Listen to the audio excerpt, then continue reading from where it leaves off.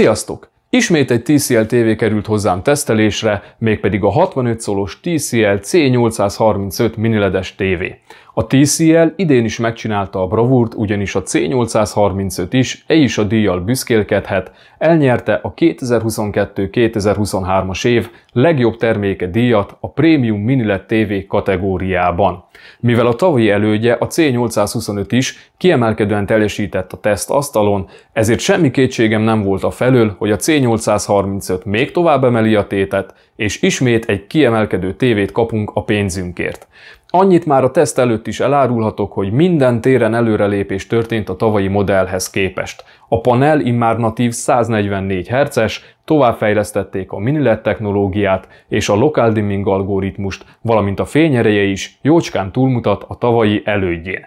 A C835 támogatja a jelenleg elérhető összes HDR szabványt, tehát a HDR10-et, a HDR10 Plus-t, a Dolby Vision-t és a HLG-t is. Hangterén sem fukarkodott a cég, ugyanis támogatott a Dolby Atmos és a DTS formátum is. De elég a sok beszédből, és lássuk, hogy pörköl oda a konkurenciának ez a remek ár-érték arányú tévé. Jót tett a tévé kinézetének a ráncfelvarrás, sokkal szebb és modernebb a dizájn, mint tavaly volt. Ahogy a TCL tévék esetében megszokhattuk, a keret szálcsiszolt fém és antracit szürke hatású. A keret nélküli elnevezés jól tükrözi, hogy a keret nagyon vékony, mindössze 2 mm vastag minden oldalon. A TV 9 mm-re ad képet a szélektől számítva. A legvastagabb pontján a TV eléri a 69 mm-t. A TCL logó a TV alsó részén középen található, és alatta kicsit jobbra található az állapotjelző LED és a beépített fényérzékelő. A talp négyzet alakú, 316 mm hosszú minden oldala, és természetesen a talp is szép szálcsiszolt fémből készült, ami pedig a legfontosabb, hogy nagyon masszív és stabilan tartja a tévét, mérete miatt könnyen elhelyezhető. Extra funkció, hogy felszerelésnél kétféle magasság közül választhatunk. Falra szereléshez VESA 400x400-as szabványt támogató konzolra lesz szükségünk. A 2.1 csatornás hangszórók közül a frontok a tévé alján találhatóak, a mélynyomó pedig a tévé hátulján. A hangkeltőket ismét az Onkyo biztosította. Természetesen az összeszerelés minősége és az anyaghasználat kifogástalan, nincsenek illesztési hibák, egyszerűen jól érezhető a minőség. A teszt során használt HDMI kábeleket a Kábelvilág webáruház biztosította számomra. Lássuk a csatlakozókat, melyek a tévé jobb oldalán kaptak helyet. Mindössze egy darab 2.0-ás USB portot találunk a tévén. Mellette található a 100 megabites LAN csatlakozó. Összesen 4 darab HDMI csatlakozóval szerelték a tévét, melyekből az első támogatja a 4K felbontás mellett a 144 Hz-et, a második pedig a 4K felbontás mellett a 120 Hz-et. A maradék 2 HDMI csatlakozó 4K felbontás mellett maximum 60 Hz-es képfrissítésre képes, és a negyedik HDMI port EARC képes. Van még egy darab optikai kimenet, egy AV adapter és egy jack csatlakozó. A TV adásokért egy coax csatlakozó, egy szatellit csatlakozó és egy CI Plus slot felel. Távirányítóból a TCL-től megszokott módon ismét 2 kapunk. Mindkét távirányító rendelkezik egyedi gombokkal, és mindkettő műanyagból készült. A nagyobb táv inkább hagyományos tévénézéshez passzol, és csak infrát használ a tévével való kommunikációhoz. A kisebbik viszont a modernebb multimédiás vezérléshez készült, így rajta kapott helyet a hangvezérlés, és Bluetooth-tal kommunikál a tévével. A kisebb távirányító sem annyira kicsi, amit én mindenféleképpen pozitívumként értékelek, pont jól illik a kézbe, és minden szükséges gomb megtalálható rajta. Összesen 6 darab dedikált multimédiás gombbal. A kisebb távirányító annyira jól sikerült, hogy semmi szükségét nem éreztem annak, hogy akár csak egyszer is elővegyem a nagyobb távot. A gombok mindkét távirányítón gumírozottak. Sajnos háttérvilágítást ezúttal sem kapunk. A tévé működéséért a Google TV felel, mely Android 11 alapokra épül. Bekapcsolásnál a fő képernyő fogad minket, ahol kategóriákba rendezve találjuk az előre telepített alkalmazásokat. Az egyes kategóriákon belül ajánlásokat kapunk a legújabb tartalmakra vonatkozóan. A felhasználói felület a már jól megszokott csempékre épülő dizájnt követi. Előre telepített alkalmazások között megtaláljuk a Netflixet, a Disney Plus-t, a YouTube-ot, az HBO Max-et, a Prime Videót, az Apple TV-t és még sorolhatnám. Természetesen új alkalmazások telepítésére is lehetőségünk van, és ezeket akár kategóriánként is kereshetjük. Amennyiben nem tetszik a gyári elrendezés, az alkalmazásokat akár sorrendbe is rendezhetjük. A kezdő képernyőn kívül még további 3 fő menü kategória is elérhető. Az egyik a gyors elérési menüsáv. Itt a leggyakrabban használt beállításokat találjuk meg, többek között a játékmódot, a hálózatbeállítást és a hangfunkciókat. A második menü kategóriába lépve találhatjuk az értesítéseket, azt, hogy milyen fiókkal vagyunk bejelentkezve, és innen érhető el a tévé összes beállítása, valamint egy gomb nyomással beléphetünk a képernyőkímélő üzemmódba is. Van még egy harmadik menüsáv is, itt pedig a legutóbb használt alkalmazásokat és beállításokat találjuk meg, és innen indítható el a Multiview alkalmazás, melynek segítségével egyszerre nézhetjük a tévé vagy alkalmazás és több mobiltelefon képét a képernyőn. A YouTube-ot egy gombnyomással is elindíthatjuk a távirányító dedikált gombjával. A YouTube tökéletesen és gyorsan működik, támogatja az UHD felbontást 60 Hz-es képfrissítés mellett, és természetesen a HDR formátumot is tökéletesen kezeli. A működése gyors és a hangalapú keresés is kifogástalan, és természetesen magyar nyelvet is támogat. A TV beépített média lejátszóját többféleképpen is elérhetjük, és akár egy gombnyomással is elindítható a kisebbik távirányítón megtalálható dedikált gomb segítségével. Itt is a már jól megszokott TCL-es dizájn fogad minket. A formátum támogatása beépített lejátszókhoz mérten kifogástalan, kezelése egyszerű és gyors, és támogatja a feliratok kezelését is. Hang terén sem lehet panaszunk a formátum támogatásra, ugyanis a Dolby Atmos és a DTS is támogatott. Még a közel 100 GB-os tartalmakkal is könnyen megbirkózik a lejátszó, támogatja a HDR10, HDR10+ HLG és Dolby Vision tartalmak lejátszását is, és természetesen a HDR metaadatok feldolgozása sem okoz gondot neki. Szóval a Google TV rendszer összességében nagyon gyors. Ebben nyilván szerepe van a 4 magos ARM Cortex A73-as processzornak, minden szükséges alkalmazás megtalálható a készüléken, könnyen kezelhető, jól átlátható és megbízható is, egyszerűen tökéletes a működése. A tévének semmilyen gondot nem okoz a 23,976 Hz-es videók kadenciahelyes megjelenítése, a filmek nagy hányada még mindig ilyen képfrissítést használ, tehát a filmeket kadenciahelyesen, juddermentesen és frame drop nélkül képes megjeleníteni. Ehhez semmi más nem kell tennünk, mint hogy kikapcsoljuk a képtisztasági beállításokat.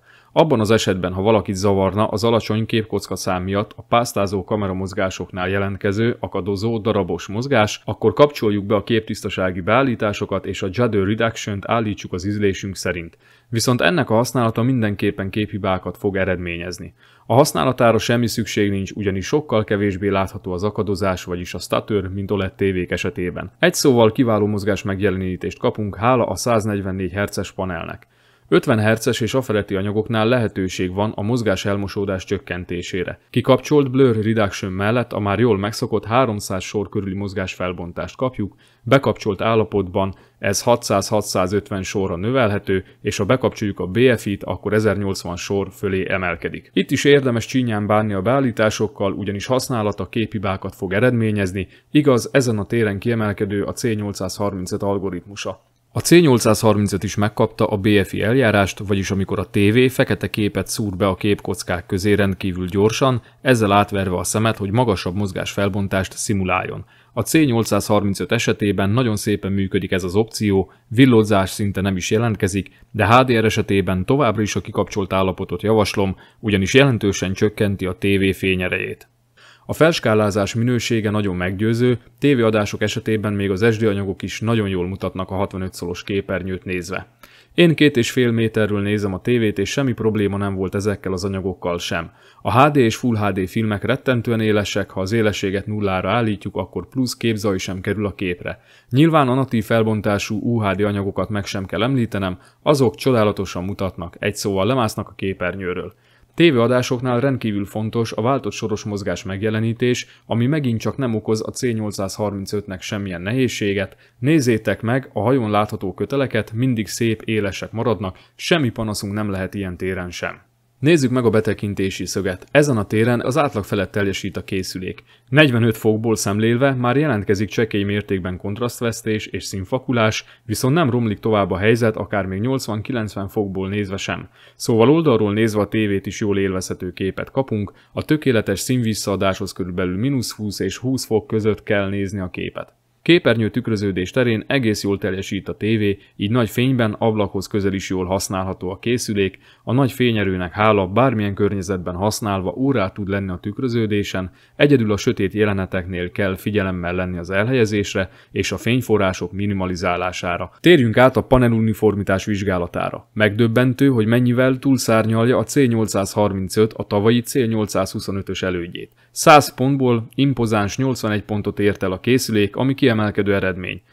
Ez az érték úgy jött ki, hogy 25 zónán történik a mérés 25, 50, 75 és 100%-os luminancia szinten, tehát az összesen 100 darab mérést jelent. A pirossal megjelölt értékeknél 1 pont, a narancssárgával megjelölteknél fél pont kerül levonásra, a zölddel jelölt értékeknél pedig nem kerül levonásra pont. Tehát ha minden zóna minden luminancia szinten a zöld határértéken belül mozog, akkor kapja meg a készülék a maximális 100 pontot. Még egyszer kiemelném, hogy ez egyszerűen rendkívül jó eredmény, és ami még fontosabb, hogy valós tartalomnál extrém ritkán tűnik fel bármilyen nem kívánatos jelenség, még direkt erre a célra kihegyezett tesztvideókon sem. A mérések és a kalibráció során a Portrait Display Calman Ultimate 2022-es legújabb szoftverét használtam. A TV menüjében már megtalálható a legprofesszionálisabb kalibráláshoz szükséges menüpont, lehetőség lesz 3D LUT fájlt feltölteni a tévére, valamint egyedi Dolby Vision konfigurációt is létrehozhatunk, de sajnos jelenleg ezek inaktív menüpontok, majd a későbbiek folyamán egy firmware frissítéssel lesznek ezek engedélyezve. SDR tartalmak esetén a gyári képmódok közül a legszínhelyesebb képet a mozi képmód adja.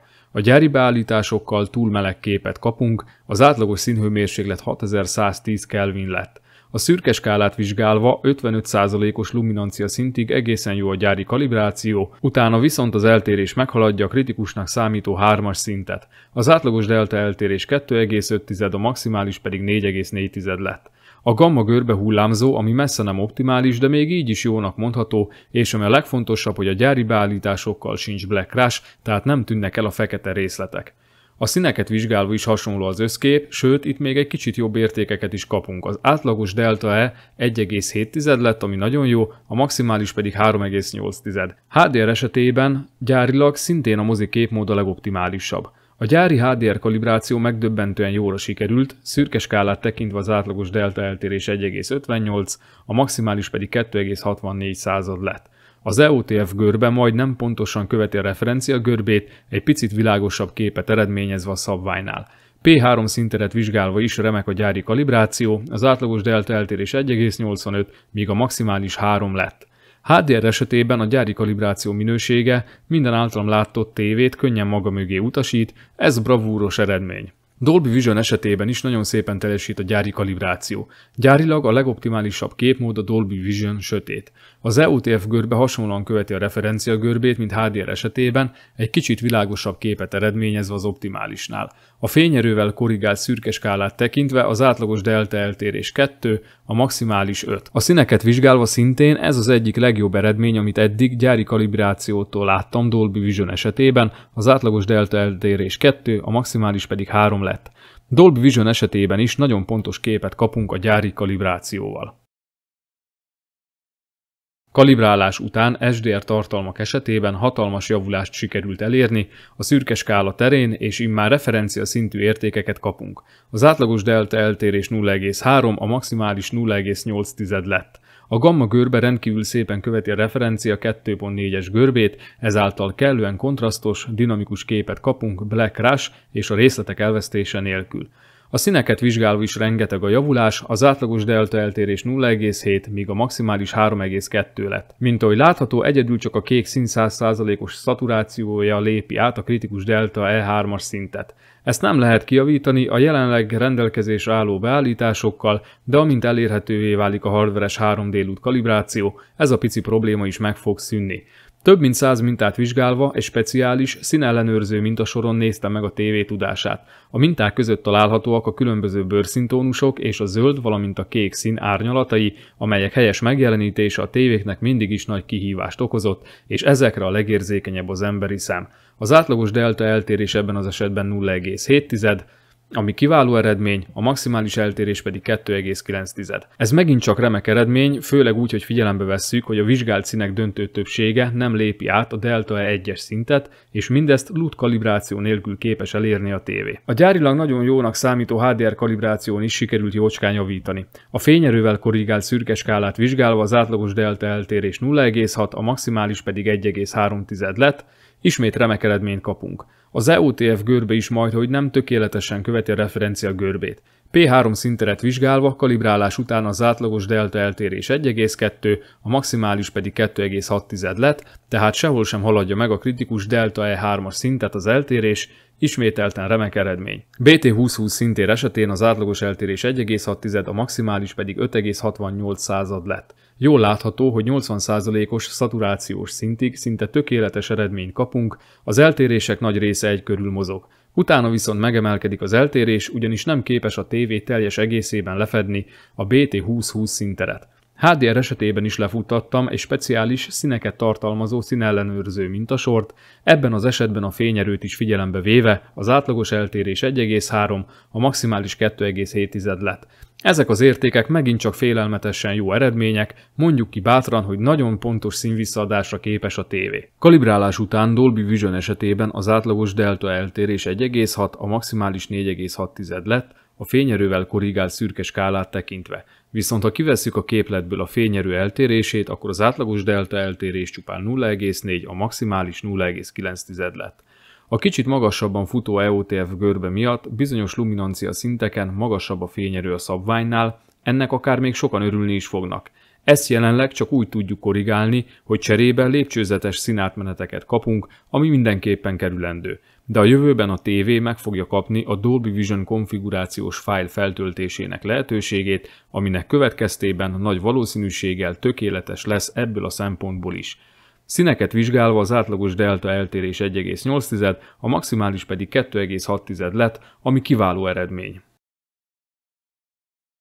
Kalibrálás után a maximális fényerő 10% képernyőlefedettség mellett 1180 nit lett, ezt elég stabilan tartja a készülék, körülbelül 1 perc elteltével veszít a fényerejéből 50 nitet.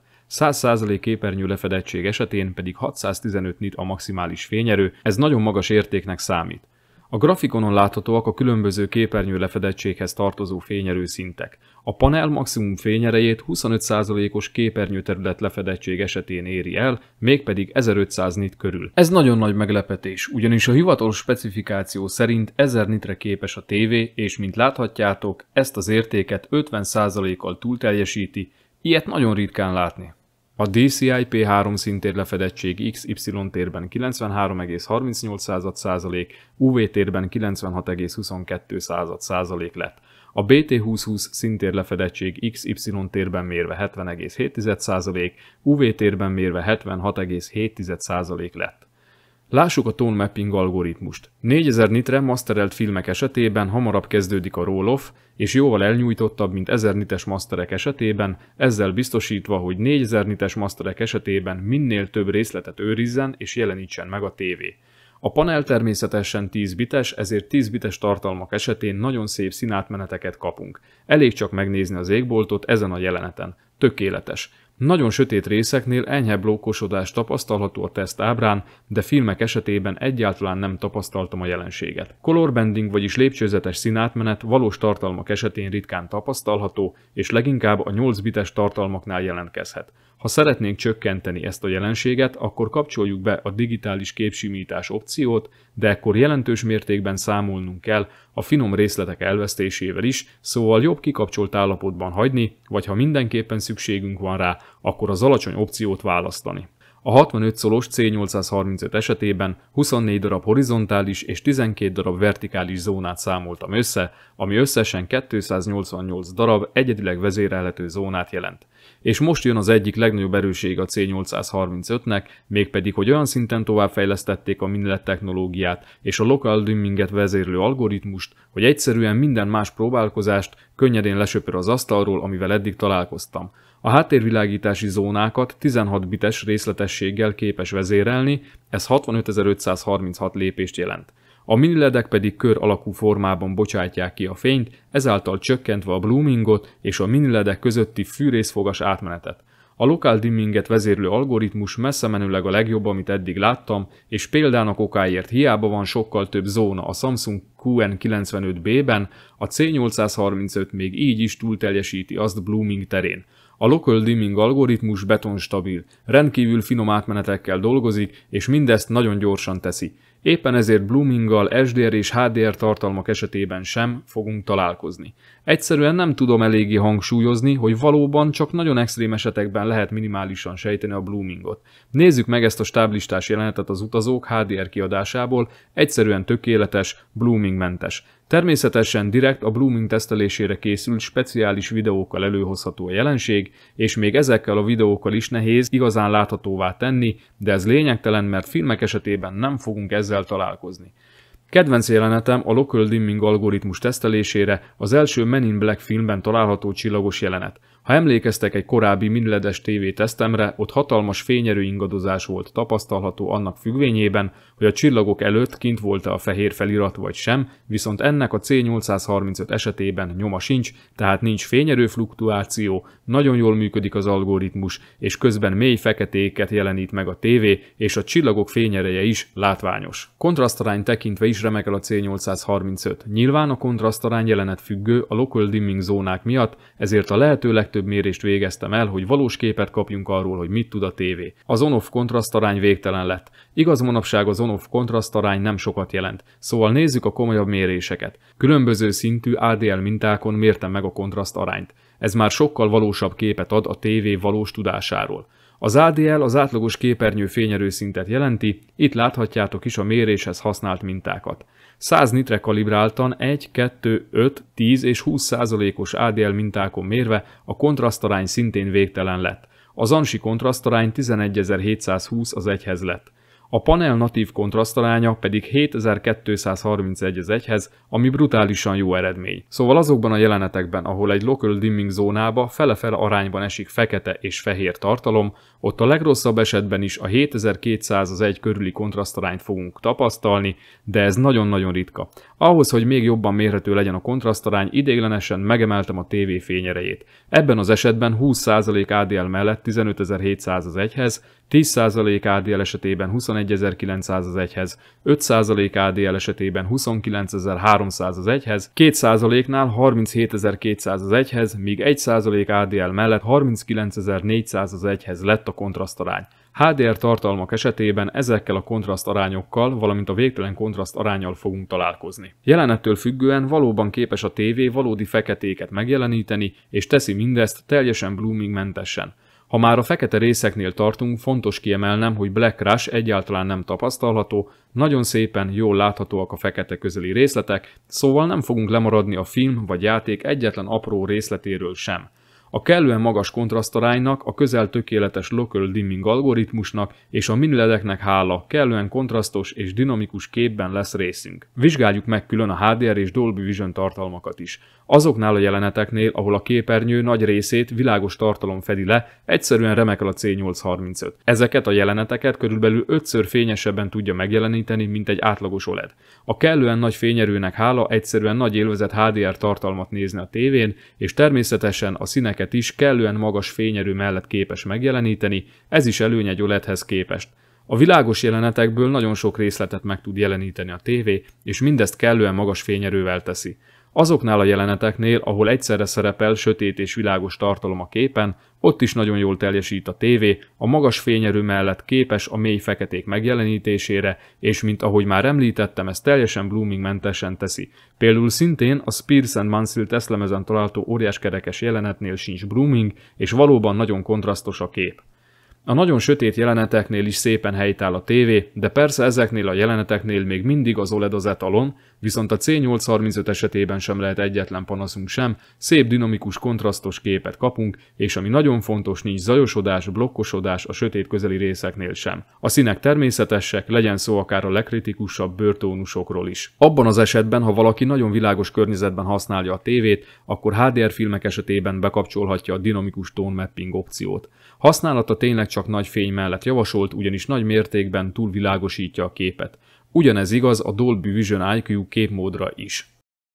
Az input lagot nem befolyásolja a felbontás. Mozimódban 60 Hz esetén Full HD és UHD felbontás mellett 143,7 millisekundum az input lag, a válaszidő 41,8 millisekundum, a teljes válasz pedig 185,5 millisekundum. Game módban 60 Hz-es képfrissítés mellett felbontástól függetlenül Local Dimming High beállítással 31,4 millisekundum az input lag, a válaszidő 116,4 millisekundum, a teljes válasz pedig 147,8 millisekundum lett. Game mód esetében szintén 60 Hz mellett viszont Local Dimming kikapcsolt állapotban 14,6 millisekundum az input lag, a válaszidő 14,7 millisekundum, teljes válasz pedig 29,37 millisekundum. Game mód esetén 120 Hz mellett Local Dimming alacsony beállítással 8,8 millisekundum az input lag, a válaszidő 119,8 millisekundum, a teljes válasz pedig 128,6 millisekundum. Game módban 120 Hz mellett és Local Dimming kikapcsolt állapotban 5,1 millisekundum az input lag, a válaszidő 15 millisekundum, a teljes válasz pedig 20,1 millisekundum. Mint látható, játékmód esetében az input lag nagyban függ a Local Dimming beállításától. Kikapcsolt Local Dimming mellett érhető el a legalacsonyabb input lag, ami 5 millisekundumot jelent. De itt jegyezném meg, hogy ha miniledes tévét vettünk, akkor azt nyilván a jobb kontrasztarány és a mély feketék megjelenítése miatt választottuk, szóval használjuk bátran a Local Dimminget. Bekapcsolt Local Dimming mellett sem lesz több az input lag 50 millisekundumnál.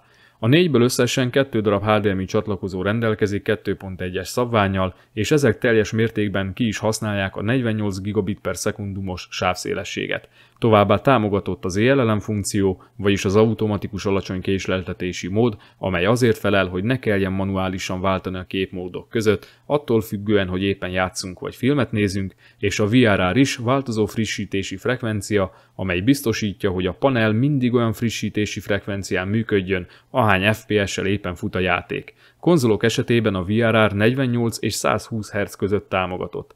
VRR esetében sem tapasztaltam vibrálást, poszterizációt, bendinget és egyéb nem kívánatos jelenséget.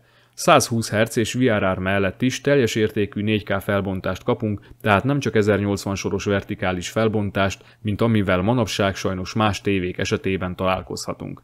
A VRR csak akkor támogatott, ha a Game Barban a Boost opciót Fastra állítjuk. Ha Balance-on vagy Eco-n hagyjuk, akkor a VRR nem támogatott. VRR módban nem lehet bekapcsolni a BFI-t, viszont ha nem használjuk a VRR-t, akkor Game módban is elérhető a BFI.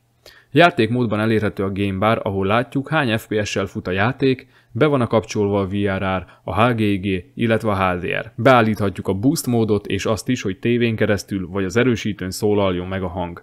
A Game Bar további extra funkcionalitásokat is biztosít, például bekapcsolható, hogy a képernyőre rajzoljon egy célkeresztet, aminek a formája, a színe és a mérete is testre szabható. Itt kapcsolható be az információs sáv is, ami valós időben kiírja, hogy éppen hány FPS-sel fut a játék. Örvendetes tény, hogy Game mód esetében is teljes értékű Local Dimming funkcionalitást kapunk, ugyanúgy, mint Game módon kívül. Tehát megkapjuk az összes Local Dimming zónát, és szerencsére ugyanolyan jól működik az algoritmus Game módban, mint Game módon kívül. Tehát Game mód esetében is kiváló képminőséget kapunk. Amit még fontos kiemelni, hogy Game módban is szinte tökéletesre kalibrálható a tévé. A HGIG opciót a Game Baron tudjuk bekapcsolni, de sajnos nem az elvártaknak megfelelően működik. Az EOTF görbe sokkal magasabban fut az optimálisnál, ezáltal sokkal világosabb képet eredményez a szabványnál, és esetenként kiégett képet kapunk. De szerencsére erre is van megoldás. A Game Baron ki kell kapcsolni a HGIG opciót, és játékképmódban a beállítások között be kell kapcsolni a dinamikus hangtérképezés opciót. Ekkor már valóban HGIG funkcionalitást kapunk, és az EOTF görbe sokkal szebben követi a referencia görbét. PS4 és PS5 esetében a HDR kalibrációs menüpontnál az első képernyőn 16-ot kell kattintani, hogy egybeolvadjon a napocska a háttérrel, ugyanez érvényes a második képernyőre is, a fekete szín beállításnál pedig 0 kattintásra lesz szükség. A MediaTek chip miatt Xbox esetében Dolby Vision mellett csak 60 Hz-es képfrissítés érhető el. PC esetében pedig a FreeSync Premium támogatott, valamint PC-ről a TV támogatja a 144 Hz-es képfrissítést is az első HDMI porton keresztül. Ahhoz, hogy monitorként megfelelően tudjuk használni a tévét, ki kell választanunk a PC képmódot. Ezzel az egyszerű lépéssel engedélyezzük a teljes chroma átvitelt, és innentől kezdve tökéletesen használható a tévé monitorként is. A hangzásról beépített 2.1-es OnQ hangfalrendszer gondoskodik, melynek összteljesítménye 40 Watt. A frontok egyenként 10 wattosak, a tévé hátuljába épített mély hangszóró pedig 20 wattos. Ennek hála a tévé hangja nagyon meggyőző, véleményem szerint nem szükséges soundbar beszerzése hozzá, de ha már a hangnál tartunk, akkor meg kell jegyeznem, hogy hangzásban egy kicsit gyengébb a C835, mint a tavalyi C825. Nagyon nagy előny, hogy a hangkésleltetést pozitív és negatív irányba is tudjuk állítani. Tehát, ha később jön meg a hang, mint a kép, akkor ezt is ki tudjuk javítani. Így a teszt végére szerintem mindenki számára egyértelművé vált, hogy jelenleg a C835 a Best Buy vétel a miniledes tévék piacán. Sőt, megmerem kockáztatni, hogy a legjobb vétel a saját árkategóriáján belül, ugyanis a 2022-es tévéket figyelembe véve egyetlen egy kihívója sincsen ebben az árkategóriában, és még a dupla ennyibe kerülő miniledes tévéket is sok szempontból maga mögé utasítja. A Local Dimming algoritmus egyszerűen csodálatosan működik, bloominggal nem fogunk találkozni valós tartalmak esetében. Még 50%-os fényerőn használva is bőven elegendő a fényereje a tévének, világos, napfényes helyen használva. Természetesen sötétben használva is remek képminőséget nyújt a tévé, megfelelő beállítások és jelenetek mellett képes a tökéletes fekete megjelenítésére, és a kontrasztaránya is kiemelkedő, melynek hála mindig dinamikus, kontrasztos megjelenítésben lesz részünk. Játékok terén is jól teljesít a tévé, hála az alacsony inputlagnak, valamint a gyors és pontos Local Dimming algoritmusnak, melynek köszönhetően ugyanolyan minőségű képet kapunk, mint filmek esetében. Biztos vagyok benne, hogy az idei év sláger tévé lesz a C835, és ezt minden kétséget kizáróan meg is érdemli. A konkurencia pedig felkötheti a gatyáját. Ha tetszett a videó, kérlek lájkoljátok, osszátok meg, és iratkozzatok fel a csatornámra. Sziasztok!